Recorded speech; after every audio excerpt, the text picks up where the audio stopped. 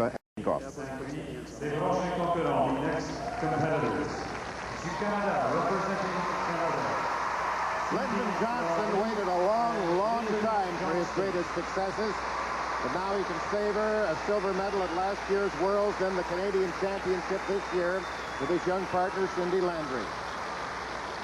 They skate their original to Gershwin. They know that their teammates, Brasseur and Eisler, have skated very well, and they know they have this crowd in the palm of their hands.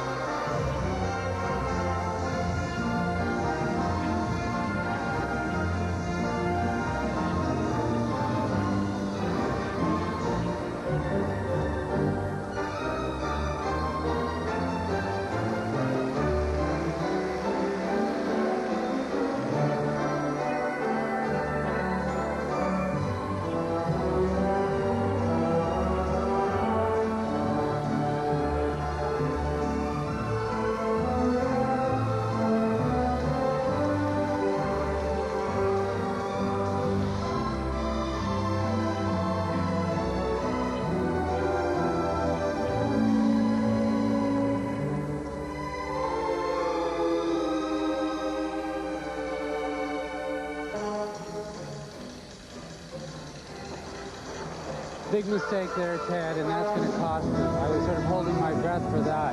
Those were the jumps, always the problem, side by side. Interestingly, it was Lyndon, who was a very superior single skater, who made the mistake.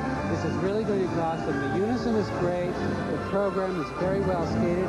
Up until there, they have very, very good speed, but that is going to be a big problem. It'll be interesting to see what Frances Defoe gives this pair, because as you know, she gave 5-6, 5-6 to the Brasseur-Eisler pair. But there's trouble here, I think.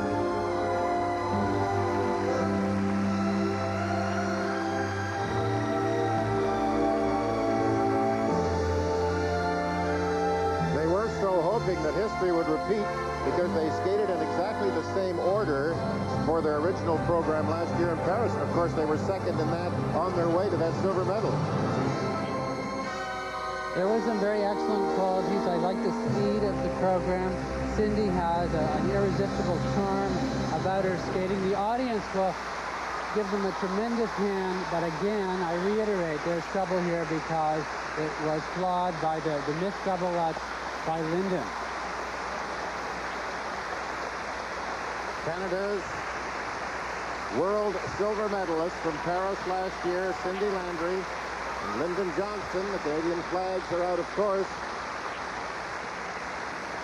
Here's the missed double lutz.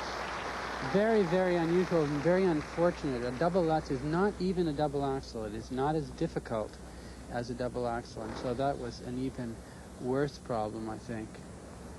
What he is picking up on the ice